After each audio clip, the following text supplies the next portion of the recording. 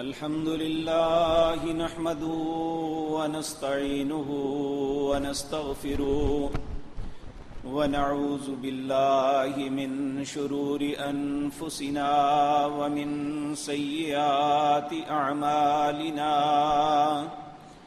من يهده الله فلا مضل له ومن يضلل فلا هادي له وأشهد أن لا إله إلا الله وحده لا شريك له وأشهد أن محمدا عبده ورسوله أما بعد فإن خير الحديث كتاب الله وخير الهدي هدي محمد صلى الله عليه وسلم وشر الأمور محدثاتها وكل محدثة بدعة وكل بدعة ضلالة وكل ضلالة في النار رب اشرح لي صدري ويسر لي أمري واحلل عقدة من لساني يفقهوا قولي اللهم انفعنا بما علمتنا وعلمنا ما ينفعنا وزدنا علما ربي أوزعني أن أشكر نعمتك التي أنعمت علي وعلى والدي وأن أعمل صالحا ترضاه وأصلح لي في ذريتي إني تبت إليك وإني من المسلمين أعوذ بالله السميع العليم من الشيطان الرجيم بسم الله الرحمن الرحيم إنما الصدقات للفقراء والمساكين والعاملين عليها والمؤلفة قلوبهم وفي الرقاب والغارمين وفي سبيل الله وابن السبيل فريضة من الله والله عليم حكيم.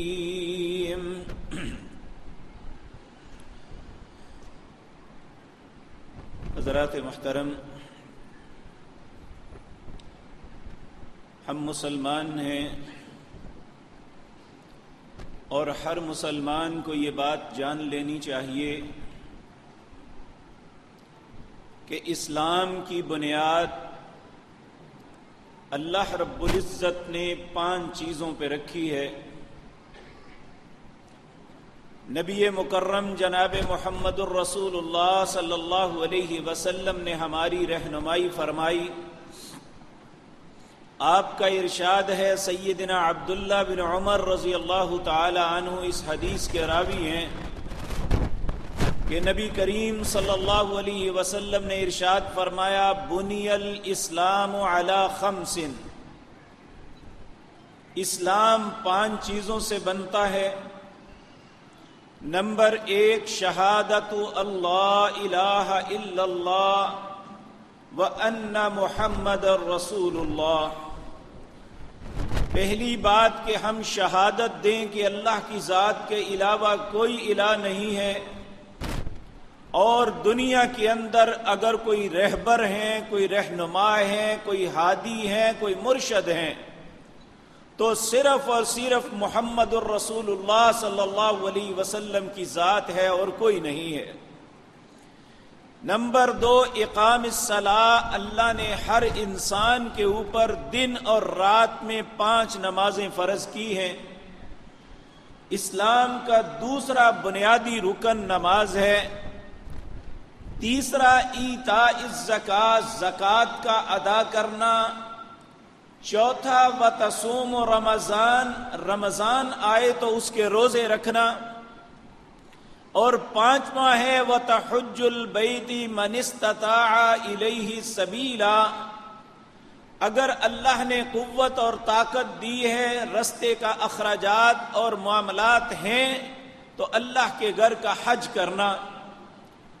گزشتہ مجلس میں اسلام کے ایک اصول، ایک بنیاد، ایک ستون کا تذکرہ روزے کا کیا تھا، اس کے احکام و مسائل کے لیے۔ آج اسلام کے مالیاتی نظام جسے زکوٰۃ کہا جاتا ہے، اس کے متعلق کچھ گزارشات کرنی ہے۔ اللہ سے دعا ہے اللہ مجھے حق بات کہنے کی توفیق عطا فرمائے، اور جب ہمارے پاس اللہ رب العزت کا حکم یا اس کے نبی کا فرمان آ جائے تو ہمیں اس پہ عمل کی توفیق عطا فرما دے۔ یاد رکھیں، انسان مال کے معاملے میں اللہ خود کہتے ہیں کہ بڑا حریص ہے، بلکہ مال کی محبت میں یہ ساری حدود کو کراس کر جاتا ہے۔ تو اللہ رب العزت نے مال کے معاملے میں انسان کو اعتدال میں رکھنے کے لیے ایک اصول مرتب کیا جس کا نام زکوٰۃ ہے۔ اور یاد رکھیں، آج اور آج سے پہلے جو لوگ سیاست کرتے ہیں وہ یہ اپنی زبان سے باتیں نکال کے لوگوں کے جذبات سے کھیلتے ہیں کہ امیر ہمیشہ امیر، غریب ہمیشہ غریب کیوں؟ یہ دنیا کا سب سے بڑا دھوکہ ہے۔ اللہ رب العزت جو ہے وہ خود قرآن میں کہتے ہیں ان اللہ یبسط الرزق لمن یشاء ویقدر۔ اللہ ہی وہ ذات پاک ہے جو کسی کے رزق کو بڑھوتری دیتا ہے اور کسی کے رزق کو کم کرتا ہے۔ نہ امیر اپنی وجہ سے امارت میں ہے، نہ غریب اپنی وجہ سے غربت میں ہے۔ یہ اللہ کا فیصلہ ہے اور اللہ کے فیصلے کے ہم سب پابند ہیں۔ اور جہاں تک دوسری بات کہ غریب ہمیشہ غریب، امیر ہمیشہ امیر، یہ بھی قرآن کی صریح نص کے خلاف ہے۔ اللہ رب العزت کہتے ہیں تلک الایام نداولها بین الناس، میں لوگوں کے درمیان دنوں کو پھیرتا رہتا ہوں۔ اور ہم اپنے معاشرے میں نظر دوڑائیں، اپنے عزیز و اقارب کو دیکھیں، اپنے شہر کے، اپنے ملک کے بے شمار لوگوں کو دیکھیں۔ جب ہمارا بچپنا تھا، ان کی فیکٹریاں، ان کی کاشتکاریاں، ان کی ٹریڈنگ وہ اتنی بڑی تھی کہ انسانی ذہن تھک جاتا تھا۔ آج وہ غربت کی انتہائی نچلی سطح پہ زندگی گزار رہے ہیں، اور کتنے ہی ایسے لوگ جو مشینوں پہ کھڑے ہو کے کاریگر کی حیثیت سے کام کرتے تھے، آج بہت بڑی بڑی فیکٹریوں اور ملوں کے مالک اللہ نے بنا دیا ہے۔ تو یہ بھی بات بالکل غلط ہے کہ غریب ہمیشہ غریب رہتا ہے، امیر ہمیشہ امیر رہتا ہے۔ ایسی بات نہیں، بلکہ یہ تقسیم اللہ کے ہاتھ میں ہے کہ تلک الایام نداولها بین الناس، وہ لوگوں کے درمیان دنوں کو پھیرتا رہتا ہے۔ اب سوال یہ پیدا ہوتا ہے، اللہ کا کیوں یہ ایسا معاملہ ہے کہ کچھ لوگوں کو غربت کی دلدل میں پھینک دیتا ہے، کچھ لوگوں کو امارت کی بلندیوں پہ لے جاتا ہے؟ ایسا کیوں ہے؟ اللہ رب العزت فرماتے ہیں نحن قسمنا بینہم معیشتہم، میں تمہارا اللہ ہوں جس نے تمہارے درمیان تمہاری معیشتوں کو تقسیم کیا ہوا ہے، فی الحیات الدنیا، دنیا کی زندگی میں، ورفعنا بعضہم فوق بعض، میں نے بعض کو بعض پہ فوقیت اس لیے دی لیتخذ بعضهم بعضا سخریا، تاکہ ایک دوسرے کے ہم محتاج بن کے دنیا کے نظام کو چلانے کا سبب بنے۔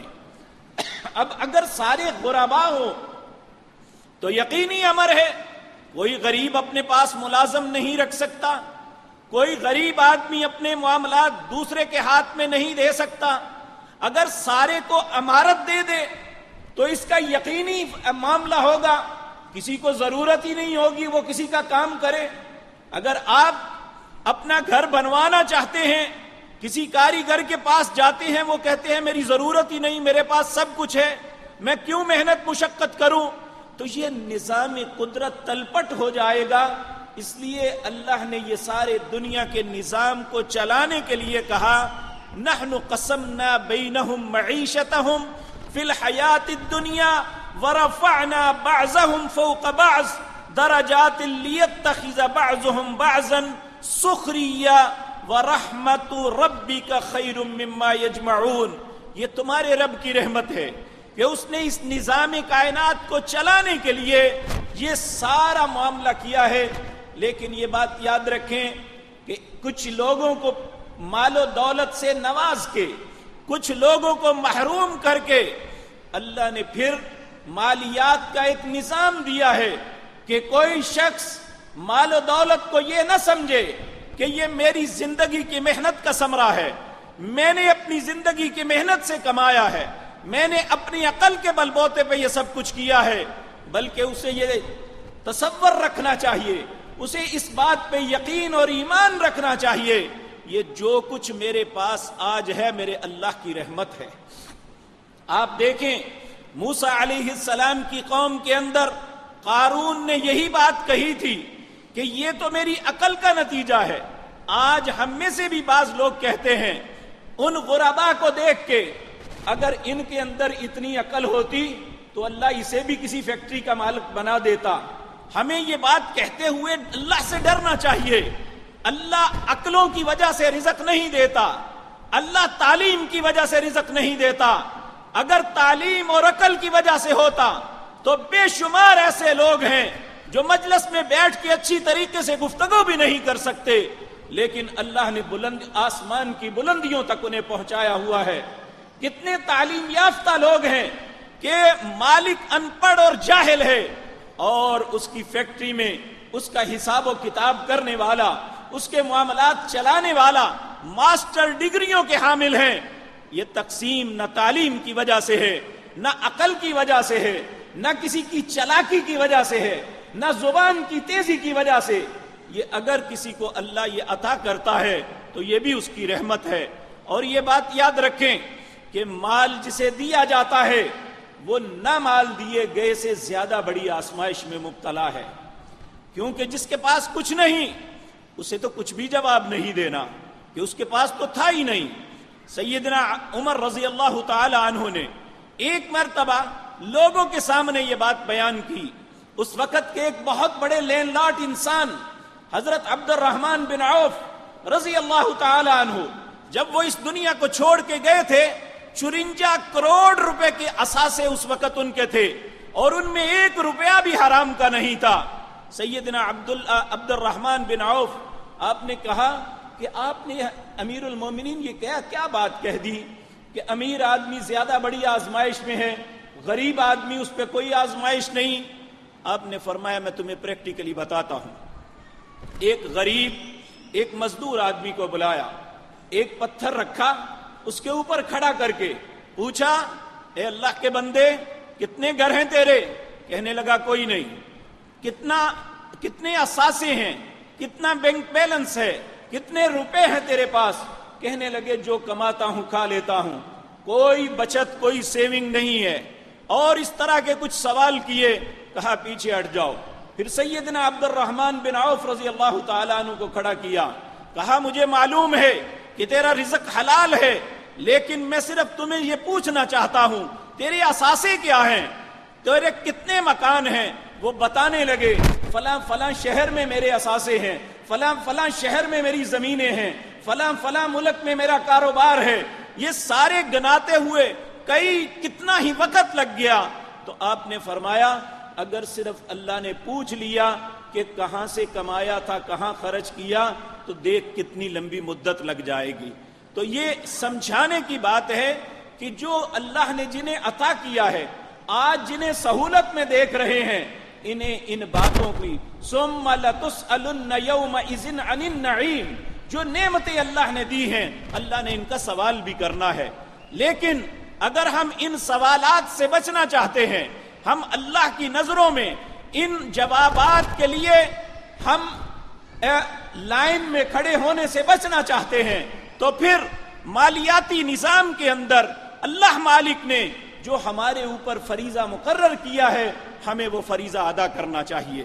میرے عزیز بھائیوں، ہمیں یہ بات یاد رکھ لینی چاہیے، ایک ہی باپ ہے اور اس کی اولاد میں بے شمار بچے ہیں۔ کچھ ایسے ہیں جو لینے کے لیے ترستے ہیں، کچھ ایسے ہیں وہ دینے کے لیے تڑپتے ہیں۔ یہ اللہ کی عطا ہے، یہ اللہ کی تقسیم ہے۔ اس لیے جس اللہ نے ہمیں دینے والا بنایا ہے اور ہمیں یہ یاد رکھ لینا چاہیے، پھر اس کا جو حق ہے ہمیں اسے ادا کرنا ضروری ہے۔ اور یہ انصاف کا تقاضا بھی یہ ہے کہ دنیا کے جتنے بھی نظام ہیں، سرمایہ دارانہ نظام ہے، اس میں غریب، بے کس، مجبور آدمی کو سود کے اوپر پھنسا دیا جاتا ہے۔ وہ ساری عمر ایک ساہوکار کے سامنے بے بس اور مجبور و مقہور ہو جاتا ہے، اس کی زندگی اس کے لیے تنگ کر دی جاتی ہے۔ اگر کمیونزم، سوشلزم اس نظام کو دیکھا جائے تو مزدور سے مزدوری تو لی جاتی ہے، کچھ لوگ اس سارے مال کو اکٹھا کر کے اس پہ سانپ بن کے خود تو بیٹھ جاتے ہیں، لیکن اس مزدور کو کھانے کے علاوہ کوئی اجرت نہیں ملتی۔ اسلام کا ایک ایسا نظام ہے جس کے متعلق اللہ رب العزت فرماتے ہیں، شہید اللہ انہ لا الہ الا ہو والملائکۃ وَأُولُو الْعِلْمِ قَائِمًا بِالْقِسْطِ۔ لوگوں، اللہ شہادت دیتا ہے کہ اللہ کی ذات کے علاوہ کوئی الہ نہیں، اور اس کے فرشتے اور جتنے صاحب علم ہیں وہ اس بات کی گواہی دیتے ہیں، یہ نظام قدرت سارے کا سارا انصاف کے اوپر قائم ہے۔ اس انصاف کے اندر یہ بات بھی ہے کہ اللہ نے جنہیں مال دیا ہے، اللہ نے جنہیں سہولتیں دی ہیں، ان پہ یہ لازم قرار دیا ہے کہ اپنے ان بھائیوں کو فراموش نہ کریں جنہیں اللہ نے غربت کی چکی میں پیسا ہوا ہے، جو اپنی زندگی سسک سسک کے گزار رہے ہیں۔ اپنے مال میں سے ان کا حق دو۔ یہ نہیں کہا کہ تم اپنا مال انہیں دو، کہا تمہارے مال کے اندر ان کا حق ہے، اس لیے انہیں عطا کرو۔ کہا فآتِ ذِی الْقُرْبَى حَقَّهُ وَالْمِسْكِینَ وَابْنِ السَّبِیلِ ذَلِکَ خَیْرٌ لِلَّذِینَ یُرِیدُونَ وَجْهَ اللَّهِ فَأُولَئِکَ هُمُ الْمُفْلِحُونَ۔ اپنے قریبیوں کو، اپنے رشتہ داروں کو، اگر بھائی غریب ہے، اگر بہن غریب ہے، اگر ماموں پھپھی غریب ہے، اگر عزیز و اقارب میں، رحم کے رشتہ داروں میں غریب ہے، اگر ارد گرد ماحول کے اندر غربا ہیں، پسے ہوئے لوگ ہیں، تو اللہ فرماتے ہیں فآتِ ذِی الْقُرْبَى حق، میں نے تمہارے رشتہ داروں کا تم پہ حق بنایا ہے۔ والمسکین، مسکین کا حق ہے۔ وابن السبیل، مسافر کا حق ہے۔ ذَلِکَ خَیْرٌ لِلَّذِینَ یُرِیدُونَ وَجْهَ اللَّهِ، یہ اس بندے کے لیے بہت بہتر بات ہے کہ وہ غربا کے حق کو پہچانے جو اپنے رب کو اپنے اوپر راضی کرنا چاہتا ہے۔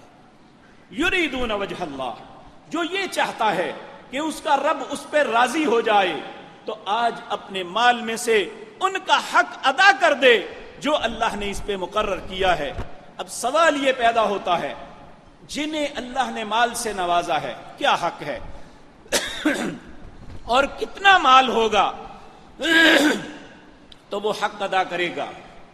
نبی کریم صلی اللہ علیہ وسلم نے دو معیار بتائے، ایک تاجر، ایک صنعتکار کے لیے، ہر اس انسان کے لیے جو اپنی زندگی میں کاروبار کرتا ہے۔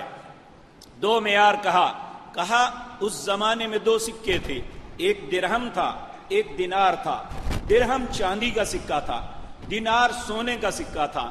کہا 200 دینار جس کے پاس ہوں، یہ 52.5 تولے چاندی بنتی ہے، یا جس کے پاس 20 دینار ہوں، 200 درہم ہوں یا 20 دینار ہوں، 20 دینار 7.5 تولے سونا بنتا ہے۔ یہ معیار مقرر فرمایا۔ اگر کسی انسان کے پاس اتنا مال ہے اور وہ سال پورا اس کے پاس اتنا رہتا ہے تو اس کے اوپر فرض ہے کہ وہ 40 میں سے ایک غربا کا حق ادا کرے، تو اس کا مال صاف اور پاک ہو جائے گا، وگرنہ یہی مال جو رزق حلال، محنت اور مشقت سے کمایا ہے، اللہ کی نظروں میں یہ سارے کا سارا حرام بن جائے گا۔ تو اس لیے ضروری ہے آج یہ بات یاد رکھیں، جس دور سے میں آپ گزر رہے ہیں اس زمانے میں یہ درہم اور دینار ایکول تھے، 200 درہم اور 20 دینار یہ برابر تھے۔ آج چاندی بہت کم قیمت کی ہے اور سونا بہت شوٹ کر گیا ہے، اس لیے آج معیار ہمارے لیے سونا ہے۔ کچھ علماء چاندی کو قرار دیتے ہیں یہ 43,000 روپیہ بنتا ہے، 43,000 روپے والا تو چھابڑی نہیں لگا سکتا، اس نے کسی کو زکوٰۃ کیا دینی ہے؟ اس لیے اسلام دین فطرت ہے، یہ فطرت کے مطابق چلتا ہے۔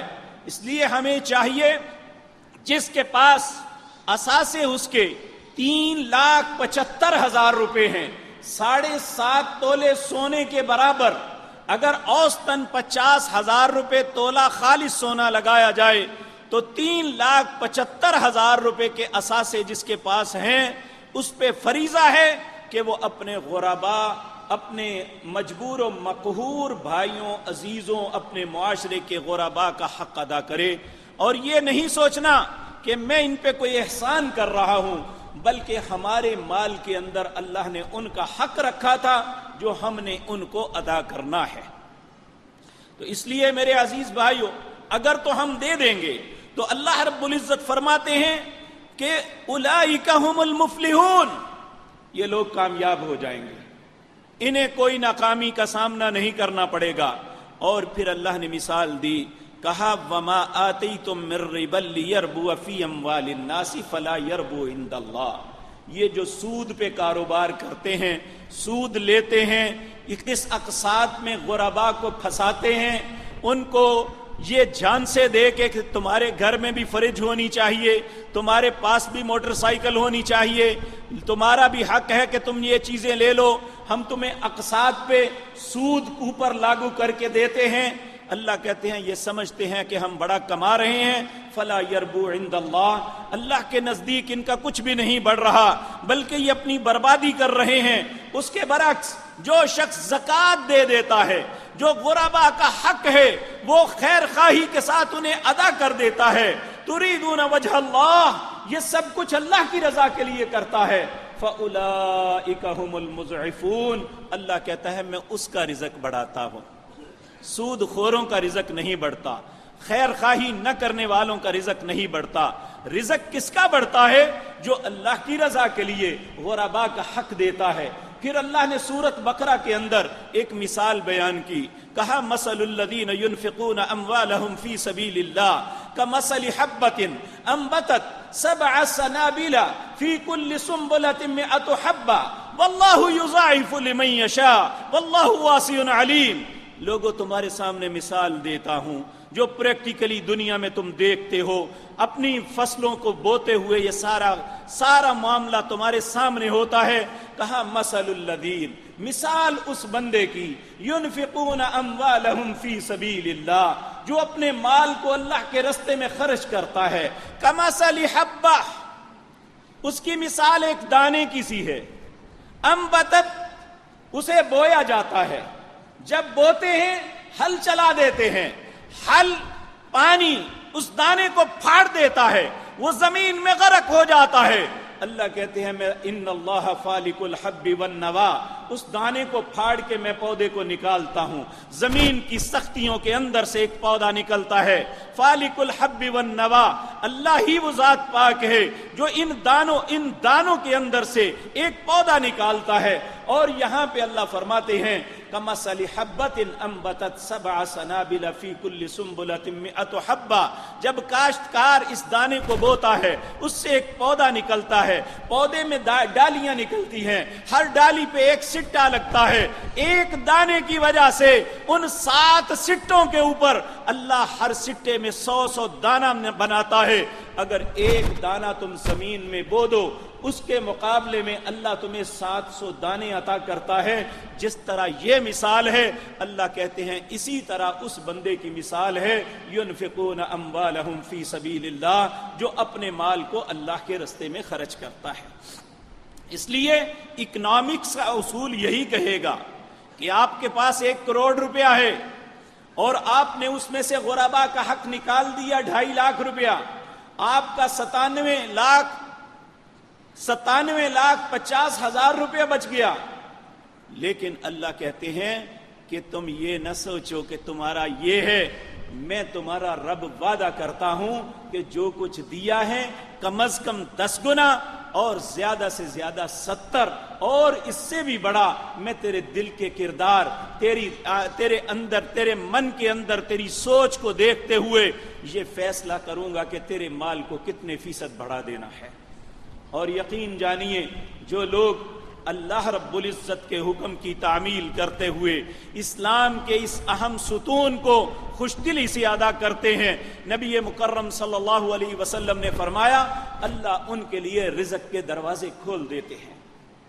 اب یہاں ایک سوچ آ سکتی ہے کہ دیکھیں جی میں نے بڑی محنت کی، بڑی مشقت کی، میں نے کمایا، یہ سارے باتیں مولوی صاحب کی ہیں، اگر میں نہیں دیتا تو کیا ہو جائے گا؟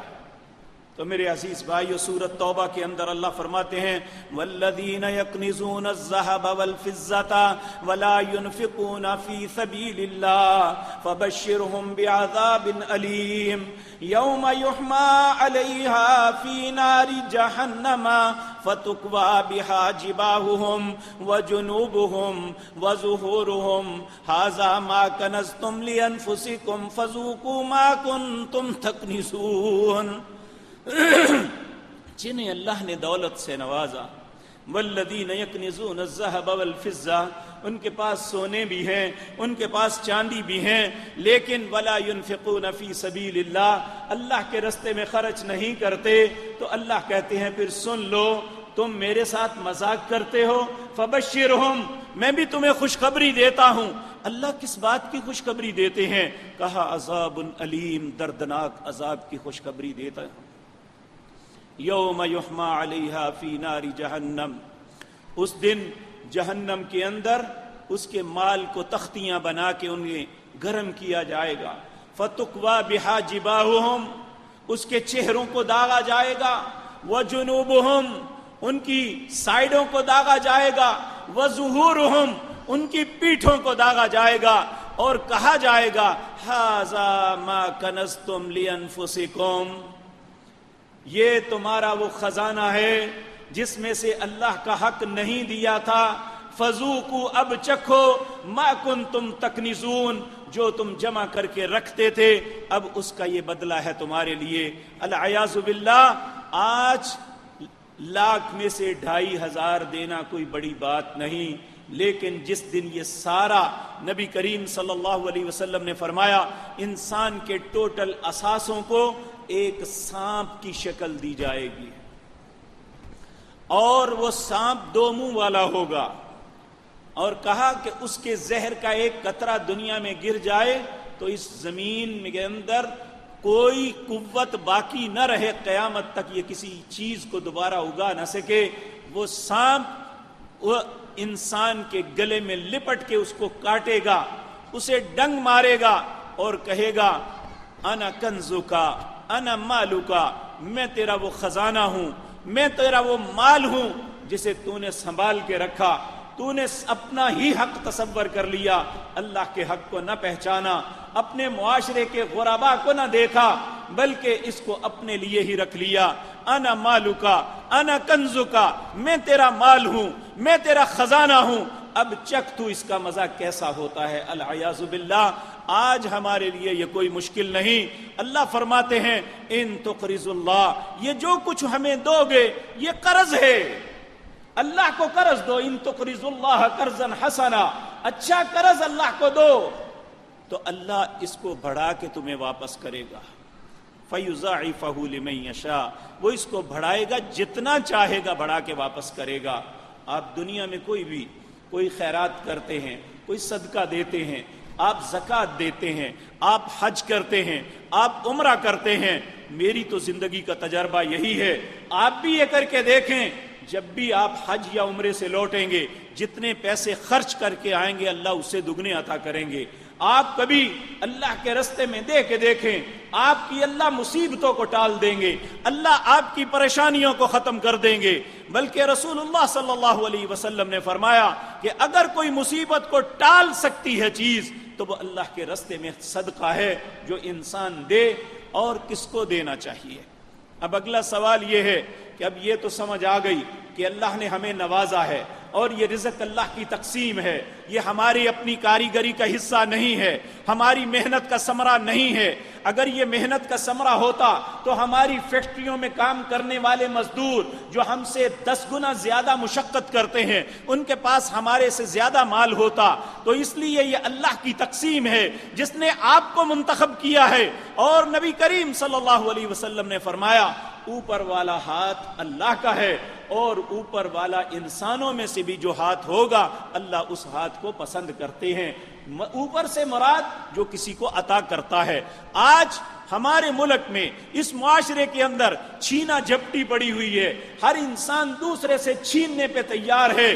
لوگوں یہ بات انسان کے حق میں نہ دنیا میں بہتر ہے نہ آخرت کے لیے بہتر ہے، بلکہ ہمیں تو دینے کے لیے سوچنا چاہیے کہ کسی کو مجھ سے کیا فائدہ پہنچ سکتا ہے۔ نبی کریم صلی اللہ علیہ وسلم جب آپ مکہ مکرمہ مدینہ منورہ میں آئے تو اللہ نے چھوٹی سی مملکت کا سربراہ بنایا، تو آپ نے لوگوں کو سب سے پہلا جو خطبہ دیا اس میں 4 چیزیں تھیں۔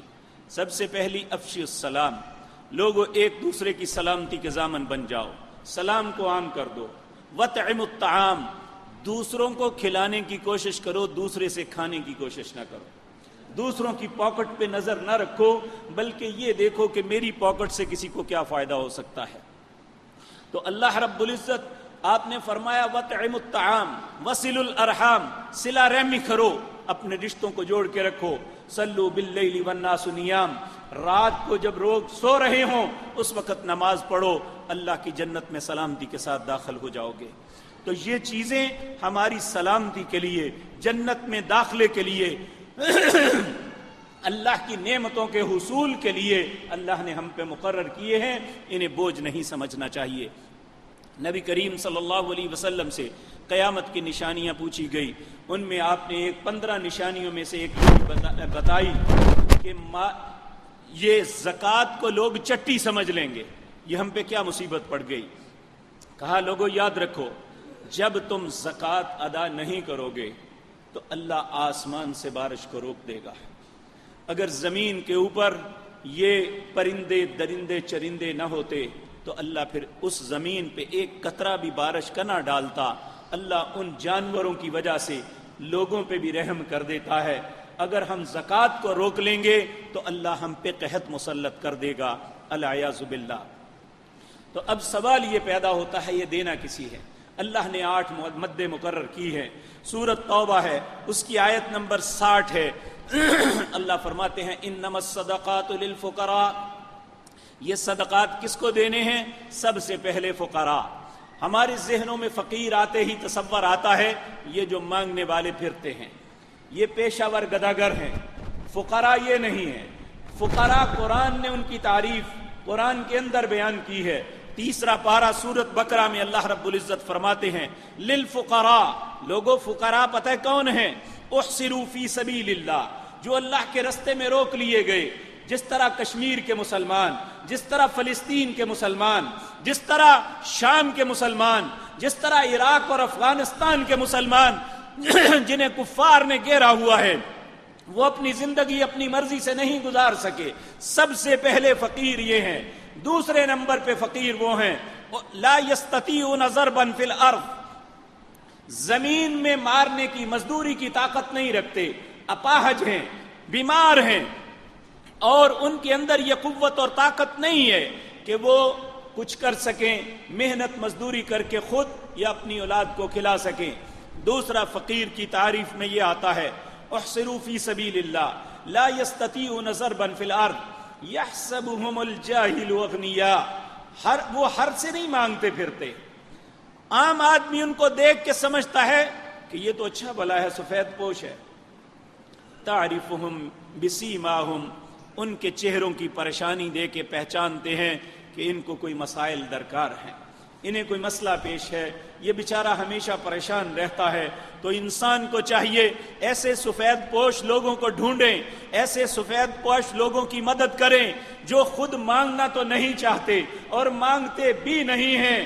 اور پھر یاد رکھیں فقیر کی سب سے بڑی پہچان اللہ نے یہ بتائی، لا یسألون الناس الحافا، جو حقیقی فقیر ہے، جو واقعتاً ضرورت مند ہے، وہ کبھی چمٹ کے نہیں مانگتا۔ آج ہمارے فقراء تو بد دعائیں دیتے ہیں اور یہ چمٹ جاتے ہیں اور کسی کی جان تک نہیں چھوڑتے۔ یہ لوگ گداگر ہیں، یہ لوگ پیشہ ور ہیں، ان کے متعلق فقراء کا لفظ نہیں بولا۔ فقراء کے لیے 3 لوگ ہیں، احصروا فی سبیل اللہ لا یستطیعون ضربا فی الارض یحسبهم الجاہل اغنیاء من التعفف تعرفهم بسیماهم لا یسألون الناس الحافا۔ سب سے پہلا حق فقراء کا ہے۔ دوسرا والمساکین، مسکین کا ہے۔ مسکین کون ہے؟ ہمارے معاشرے میں سمجھتے ہیں کہ مسکین وہ ہے جس کی ماں فوت ہو جائے، حالانکہ یہ بات غلط ہے۔ مسکین اس بندے کو کہتے ہیں جو تندرست و توانا ہے، مزدوری کرتا ہے، محنت اور مشقت میں زندگی گزارتا ہے، لیکن عیال بڑا ہے، اس کے محنت کرنے کے باوجود وہ اپنے اہل و عیال کی صحیح کفالت نہیں کر پاتا، تو یہ دوسرا حقدار ہے جسے آپ اپنی زکوٰۃ کا حصہ دے سکتے ہیں۔ تیسرا فرمایا والمؤلفۃ قلوبہم، جن کے دل مؤلف ہیں، جن کے دلوں کے اندر اسلام کی محبت پیدا ہو چکی ہے۔ یہ ایسے غیر مسلمان جو مسلمان ہونا چاہتے ہیں، ان کی تالیف قلب کے لیے، ان کے دل کے اطمینان کے لیے ان کی مدد کی جائے تو یہ اچھی بات ہے۔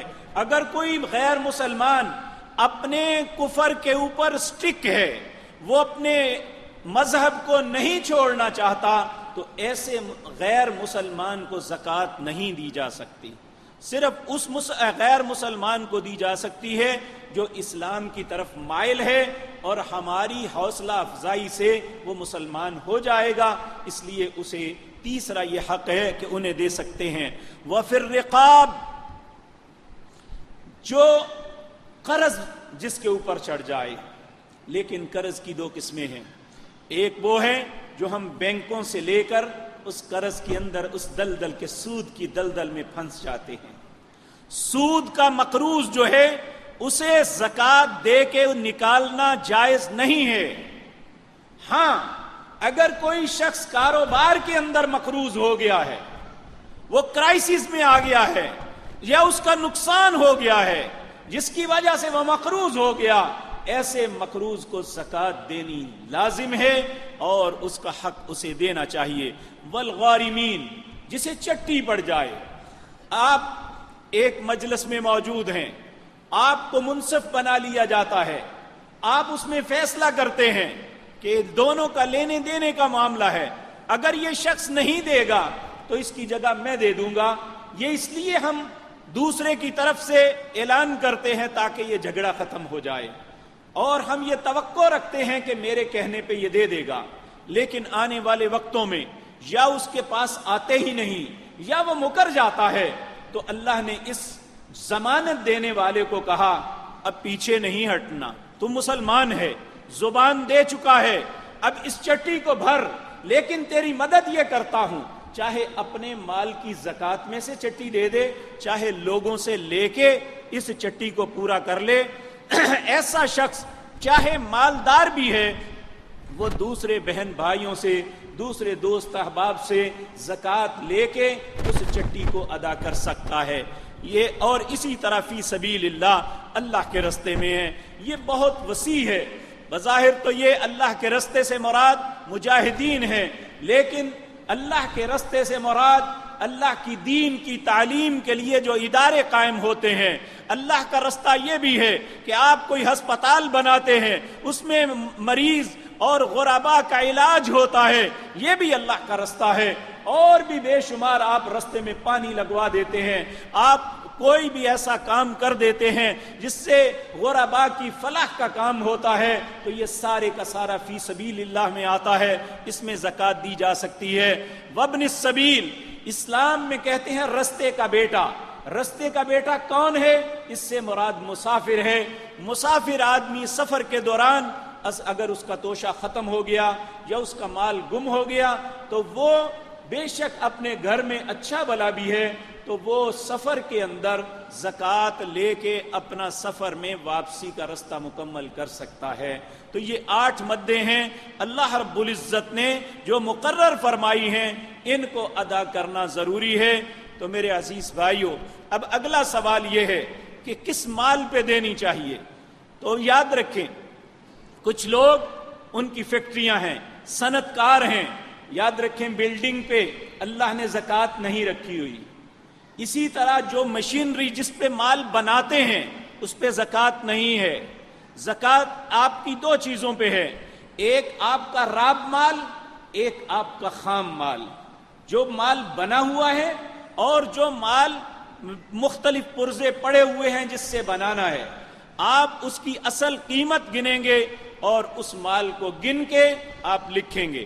اس کے بعد پھر ہر کاروباری کا معاملہ ہوتا ہے، اس نے مارکیٹ میں کچھ پیسے دینے ہوتے ہیں اور کچھ لینے ہوتے ہیں، کچھ اس کے پاس محفوظ بھی ہوتے ہیں۔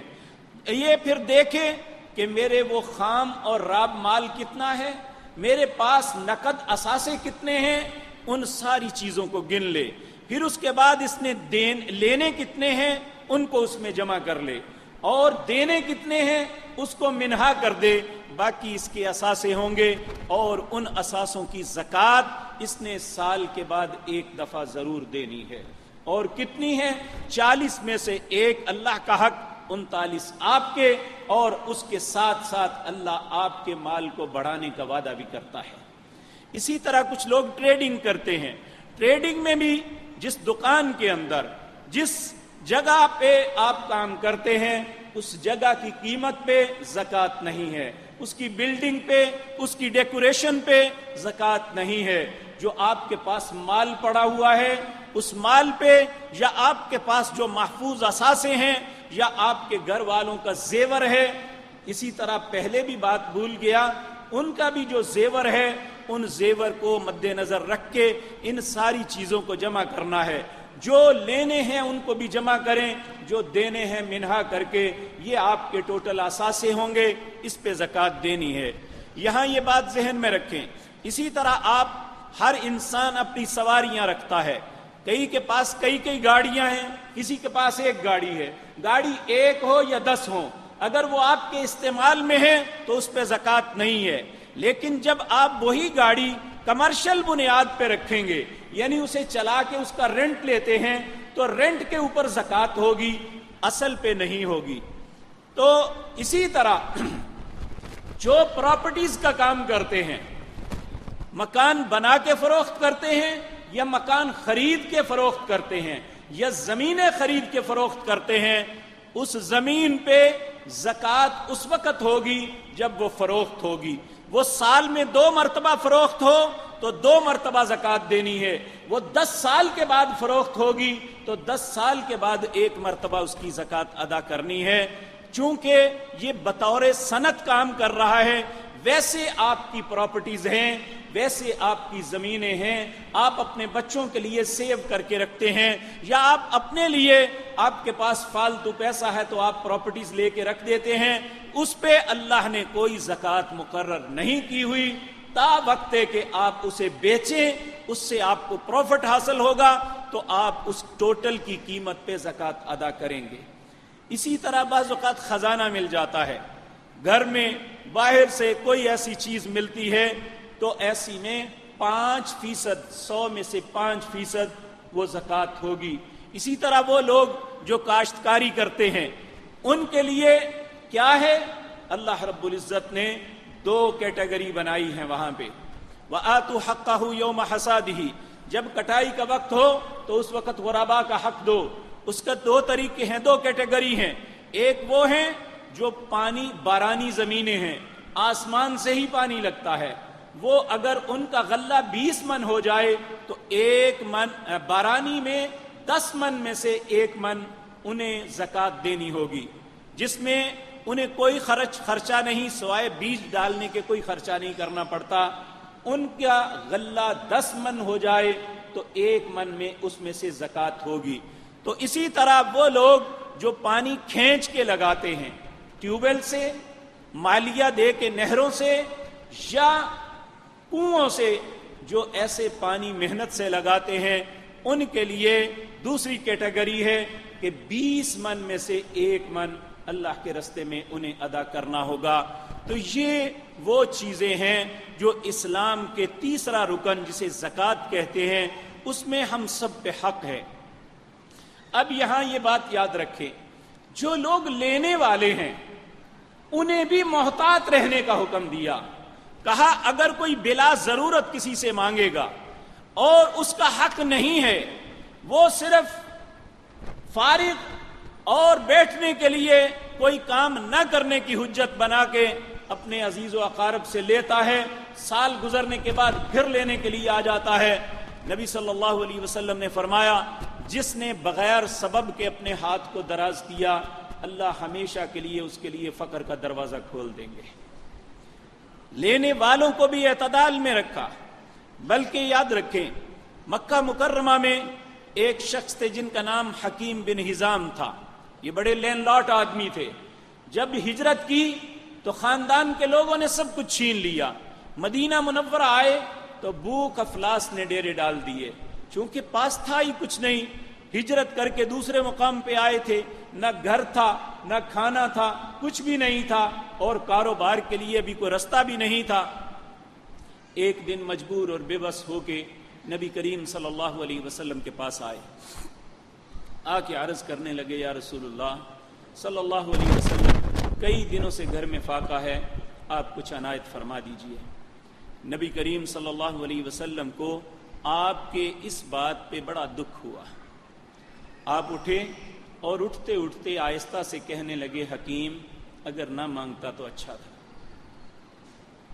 حکیم بن حزام رضی اللہ تعالیٰ عنہ نے یہ بات سن لی، نبی کریم اپنے گھر تشریف لے گئے صلی اللہ علیہ وسلم، حکیم بن حزام اٹھے اور اپنے گھر چلے گئے۔ نبی کریم صلی اللہ علیہ وسلم اپنے گھر سے کچھ لے کے آئے تو دیکھا حکیم نہیں ہے، پوچھا حکیم کہاں گئے ہیں؟ لوگوں نے عرض کیا یا رسول اللہ وہ تو چلے گئے ہیں۔ بھئی کیوں چلے گئے ہیں؟ جی پتہ نہیں۔ آپ نے بلایا اور بلا کے کہا حکیم تم نے مجھ سے تقاضا کیا تھا، میں لے کے آیا، تم چلے کیوں گئے؟ کہنے لگے یا رسول اللہ جو آہستہ سا آپ نے کہا تھا نہ مانگتا تو اچھا تھا، میں انشاءاللہ آپ کے سامنے پھر وعدہ کرتا ہوں کہ میں کبھی کسی سے نہیں مانگوں گا، کچھ کر کے کما کے کھاؤں گا، وگرنہ نہیں، کچھ بھی ہو جائے۔ آپ نے پھر اس کی حوصلہ افزائی فرمائی، یہ نہیں کہا نہیں ضرور لے جاؤ، کہا اللہ تیرے کام میں برکت ڈالیں گے۔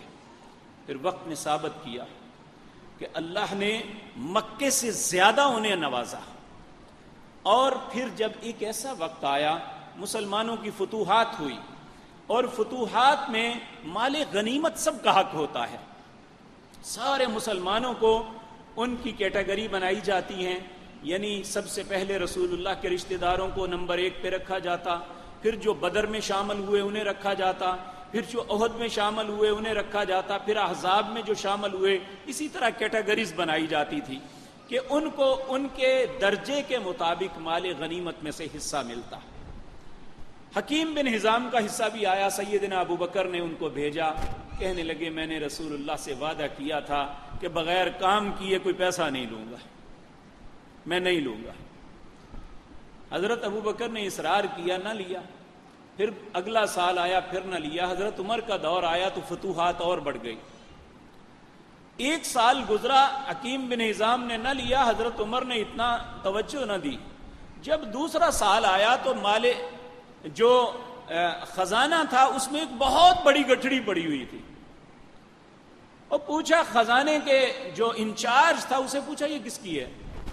کہنے لگے حکیم بن حزام کی ہے۔ کہا یہاں کیوں پڑی ہے؟ کہا وہ لیتے نہیں ہیں۔ 22.5 لاکھ مربع میل کا حکمران وہ گٹھڑی اپنے سر پہ اٹھاتے ہیں اور اٹھا کے حکیم بن حزام کا دروازہ کھٹکھٹاتے ہیں۔ حکیم بن حزام حضرت عمر کا بڑا رعب تھا، اپنے دروازے کی درز کے اندر سے دیکھ لیا کہ امیر المومنین نے سر پہ گٹھڑی اٹھائی ہے، میرے دروازے پہ کھڑے ہیں، سمجھ گئے معاملہ کیا ہے۔ حضرت عمر دروازہ کھٹکھٹاتے ہیں، حکیم دروازہ کھولو۔ حکیم بن حزام اندر سے کہتے ہیں امیر المومنین اس ذات کی قسم ہے جس کے قبضے میں میری جان ہے میں ان کو نہیں لوں گا۔ حضرت عمر رو پڑتے ہیں، کہا حکیم تیرا حق ہے، میں تمہیں دے کے جاؤں گا۔ وہ کہتے ہیں اللہ کی قسم میں اس مال کو نہیں لوں گا، میں نے رسول اللہ کے سامنے وعدہ کیا تھا کہ جو اپنے ہاتھ سے کماؤں گا صرف وہ رکھوں گا، دوسرا مال میرا نہیں ہے۔ میرے بھائیو، یہ اسلام ہمیں اعتدال سکھاتا ہے۔ اگر مال دیا ہے تو تب، اگر مال چھینا ہے تو تب۔ دونوں صورتوں میں کہا کہ ثم لتسألن یومئذ عن النعیم، ایسا کام نہ کرنا کہ جس دن اللہ نعمتوں کا سوال کرے ہم ان نعمتوں کے متعلق جواب نہ دے پائیں۔ آج آپ دیکھیں کہ ہمارے ملک میں ایک افراتفری مچی ہوئی ہے، حکمران ہیں یا اپوزیشن، یہ پیسوں کے معاملے میں اتنی بے اعتدالیاں کی ہوئی ہیں، صبح سے لے کر شام تک جھوٹ بولا جا رہا ہے، عدالتیں سج رہی ہیں، اور یہ سب کچھ کیا جا رہا ہے، اور سب کچھ کرنے کے باوجود سمجھتے ہیں ہم پاک اور صاف ہیں۔ رسول اللہ صلی اللہ علیہ وسلم کا ایک صحابی جو جنگ کے اندر شہید ہوا، لوگ اس کی جیداری کا، اس کی نیکی، تقوی، پرہیزگاری کی تذکرہ کر رہے تھے۔ آپ نے فرمایا میں تو اسے ایک آگ کی چادر میں لپٹا ہوا دیکھ رہا ہوں، اس نے بغیر پوچھے ایک مال غنیمت سے چادر لی تھی، ہم تو کروڑوں اربوں ڈکار جاتے ہیں، ہمیں احساس تک نہیں ہوتا۔ لوگوں یہ بات یاد رکھیں، ہمارے مال میں سے ایک وہ ہے جو اللہ نے ہمارا حق رکھا ہے، ایک وہ ہے جو غربا کا حق رکھا ہے۔ اپنا حق بھی پہچانے اور غربا کا حق بھی پہچانے۔ اچھا مسلمان وہ ہے جو اپنے دین کے سارے ستونوں کی حفاظت کرتا ہے۔ نبی کریم اللہ رب العزت قرآن عزیز کے اندر یہ بات فرماتے ہیں، ان الذین، وہ لوگ لا یؤتون الزکاۃ، جو اپنی زکوٰۃ یعنی غربا کا حق نہیں ادا کرتے، وہ آخرت پہ ایمان ہی نہیں رکھنے والے۔ اس لیے میرے عزیز بھائیوں، یہ ہمارا نہیں ان کا حق ہے۔ اگر ہم ان کا حق رکھیں گے تو ہمیں یہ بھگتنا پڑے گا، تو اگر ہم ان کا حق ادا کر دیں گے تو اللہ ہمارا شکریہ ادا کرے گا، اور اس کا شکریہ کیا ہوگا؟ اللہ ہمارے مالوں میں بڑھوتری عطا کریں گے۔ اللہ سے دعا ہے اللہ ہمیں اپنی فرما برداری پہ زندہ رکھے، اسی پہ موت نصیب فرمائے۔ اقول قولی ھذا واستغفر اللہ۔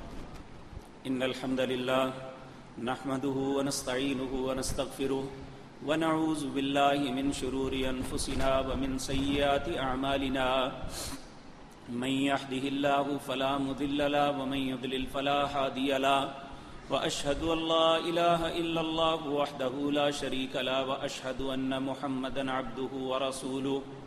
اللهم صل على محمد وعلى آل محمد كما صليت على إبراهيم وعلى آل إبراهيم إنك حميد مجيد۔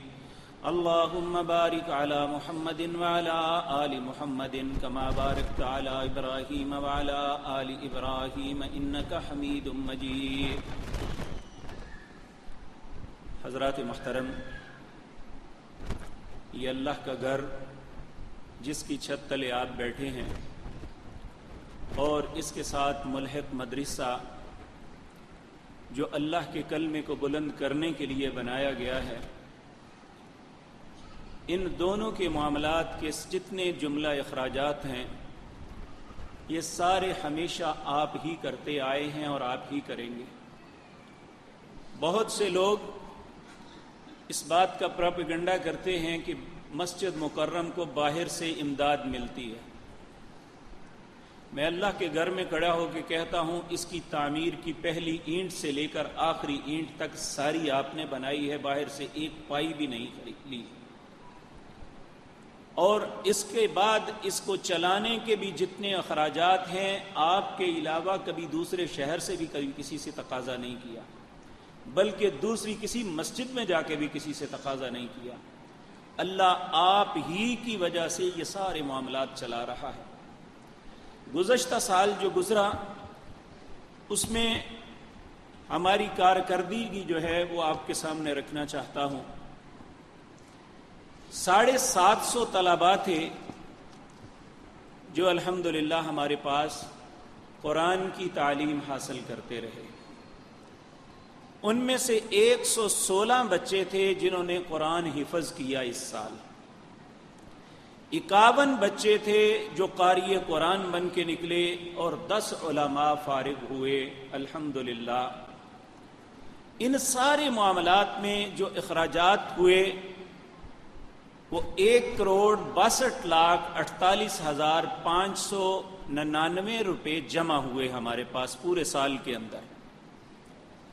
اس میں بجلی کا بل جو ہم نے ادا کیا وہ 8,28,429 روپے مدرسے کی مد میں دیا۔ تقریباً 300 بچوں کا کھانا 3 ٹائم پکتا ہے، سردیوں میں 2 ٹائم، اور سردیوں میں تیسرے ٹائم ان کے لیے چائے کا ہوتا ہے بندوبست۔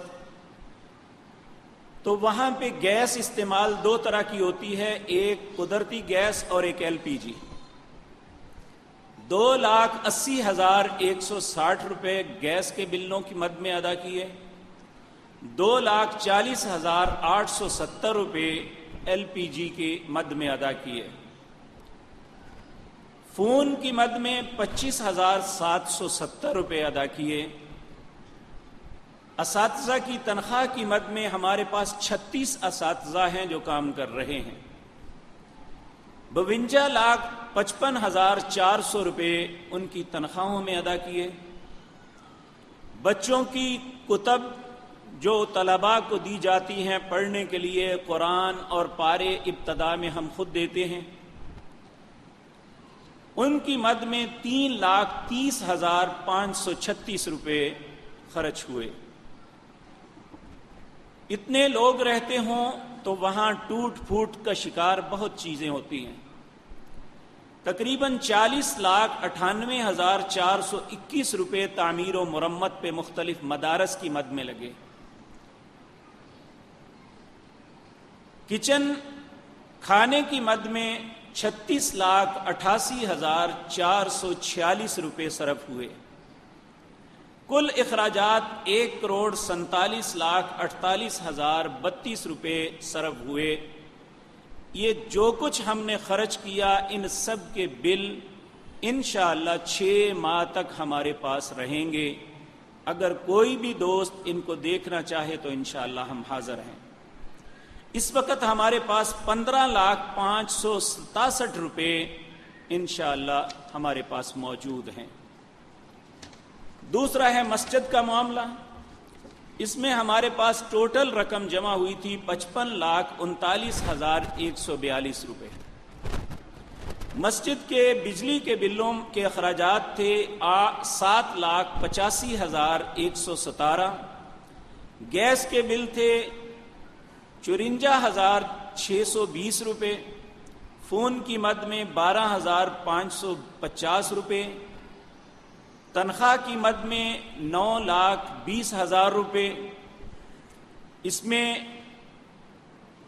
3 گن مین ہیں، 4 خدام ہیں،